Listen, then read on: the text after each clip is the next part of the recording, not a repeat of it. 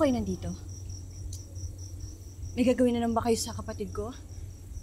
Sinundan niyo ba kami? Guguluhin niyo na naman ba kami? Sino ka para sundan namin? Amy, tumahimik ka muna, pwede ba? Let me handle this. Makapagsalita kasi, akala mo naman kung sino.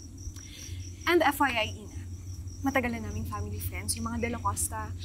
Bago ka pa dumating sa buhay ni Lola Aurea. Magkakilala po kayo ni Lola?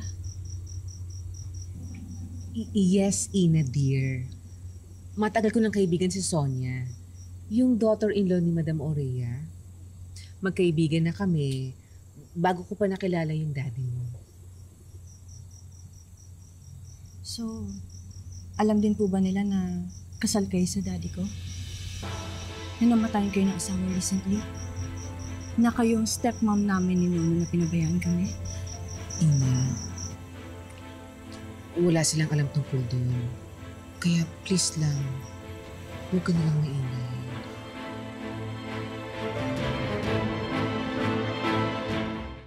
Where's Ina? Oh, I think she went outside po, Lola. Kasama niya si Nono.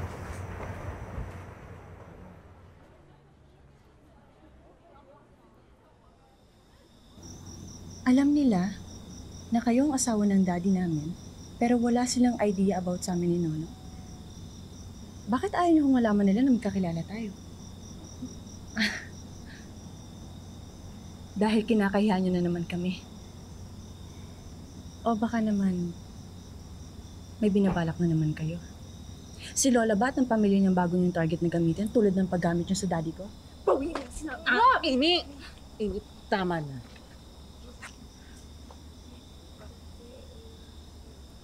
Magdahan-dahan ka naman sa pananalita mo, Ina. Nakakasakit ka na, ha?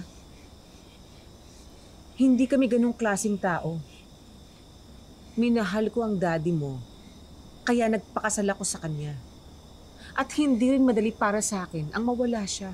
Pero, I have to move on. Ang sabihin niyo, dahil wala na pong pakinabang ang daddy namin at kami ni Nono sa inyo. Alam na po namin ang lahat. Malamang totoo ang mga sinasabi ng mga tao dati na ginagamit niyo lang ang daddy ko para sa personal yung interest. It's not true, Ina. Maniwala ka naman. Ina? Bakit mukhang seryosong pinag-uusapan niyo ni Lani? Magkakilala ba kayo?